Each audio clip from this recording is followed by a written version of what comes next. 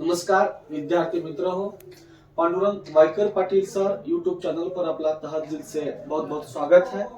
तो मित्र हो, बहुत सारी बच्चों ने मुझे कॉल किया था कि सर जी नर्सिंग असिस्टेंट के बारे में एक वीडियो बनाना चाहिए। तो इसके कमेंट के अनुसार मैंने ये वीडियो की शुरुआत में करता हूँ। तो नर्सिंग असिस्टेंट और नर्सिंग असिस्टेंट वेटरनरी ये दो पद अलग अलग होते हैं, बट उसका जो सिलेक्शन का क्राइटेरिया होता है ना, वो एक ही होता है। तो नर्सिंग असिस्टेंट और नर्सिंग असिस्टेंट वेटरनरी 2023 के लगभग सभी एआरओ के सभी जेआरओ के जगह आ रही है।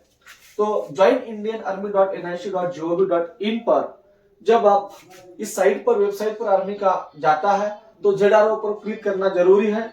और जेआरओ पर क्लिक करते समय लगभग देश का सभी जेआरओ का फॉर्म छुटा है। इसमें पहली बात यह है कि इस फॉर्म पर only unmarried candidate allow for this post कहा है। इसका मतलब यह होता है यह जगह जो है 2023 का नर्सिंग असिस्टेंट और नर्सिंग असिस्टेंट वेटरनरी केवल अविवाहित पुरुष को लिए भरना चाहिए। और वेटरनरी नर्सिंग असिस्टेंट ये क्या होता है? तो बच्चों, वेटरनरी आर्मी के पास बहुत सारे जानवर होते हैं, उसकी देखभाल भी करना जरूरी है। इसके लिए इसकी देखभाल करने के लिए जानवरों की देखभाल करने के लिए नर्सिंग असिस्टेंट वेटरनरी यह पद भरा जाता है।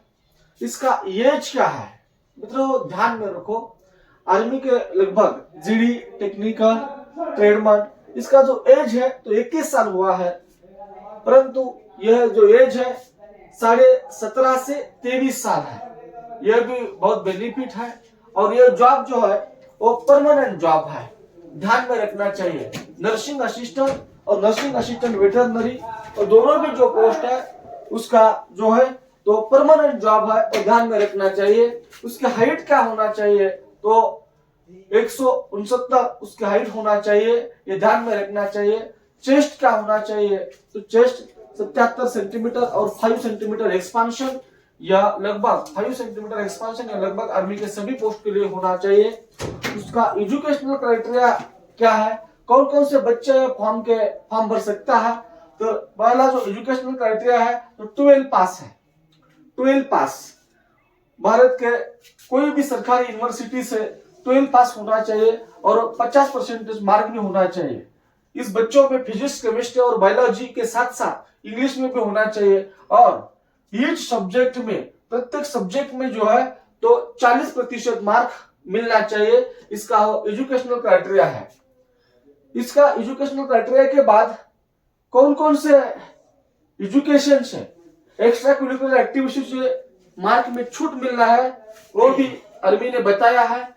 आपके पास एनसीसी सी में ये सर्टिफिकेट हो तो 5 मार्क का छूट मिलती है, बी में 10 मार्क की है और सी में 15 मार्क की छूट मिलती है।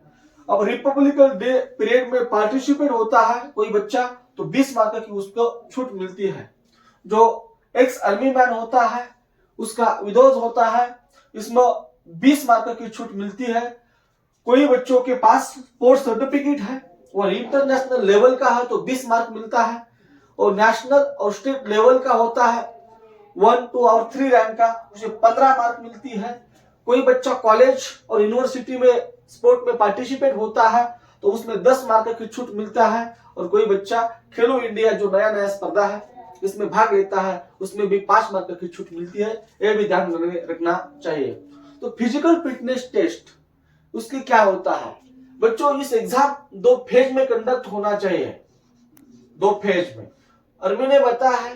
पहले फेज में कॉमन एंट्रेंस एग्जामिनेशन है। कॉमन एंट्रेंस एग्जामिनेशन, यह एग्जाम पास होने के बाद आप फिजिकल फिटनेस टेस्ट दे सकते हैं और फिजिकल फिटनेस टेस्ट के बाद आप मेडिकल टेस्ट दे सकते हैं। और मेडिकल के बाद मेरिट से और जितना अंक मिलते हैं उसमें आधार पर और देश में ऑल इंडिया लेवल सभी जगहों का जो बच्चे हैं उसका एक ही मेरिट लगते हैं, ये ध्यान में रखना चाहिए। तो फेज में कॉमन एंट्रेंस एग्जामिनेशन होता है। इसमें क्या क्या होता है मैं नर्सिंग असिस्टेंट के बारे में बताता हूं। तो 10 क्वेश्चन जो है तो जीके का होता है, 5 क्वेश्चन जो है तो फिजिक्स के होते हैं,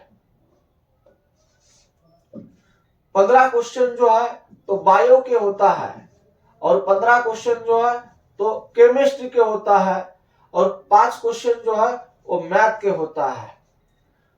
हर एक क्वेश्चन को 4 मार्क मिलते हैं। इसका जो मतलब होता है सभी 50 क्वेश्चन होते हैं, और 50 क्वेश्चन को 200 मार्क मिलते हैं, 200 मार्क मिलते हैं। कोई क्वेश्चन गलत हुआ तो गलत क्वेश्चन को 1 4 मार्क कटा देता है। इसका मतलब है गलत क्वेश्चन हुआ तो 1 मार्क आपका कम होता है। और कॉमन एंट्रेंस एग्जामिनेशन का मेरिट जो है तो ऑल इंडिया लेवल का लगता है। इसका मतलब यह होता है कोई बच्चा पुणे जडारो को फॉर्म भरता है तो पुणे जडारो का अलग मेरिट नहीं लगता, वो सभी एआरओ का, सभी जडारो का मेरिट लगता है। तो फेज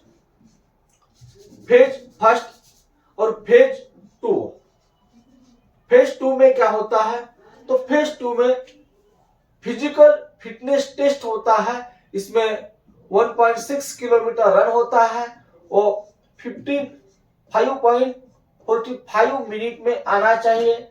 बीम होता है, डिटैच होता है और जिगजैग होता है। और 4 ही इवेंट लगभग नीड टू क्वालिफाई होना चाहिए, ओनली क्वालिफाई होना चाहिए, ये भी ध्यान में रखना चाहिए।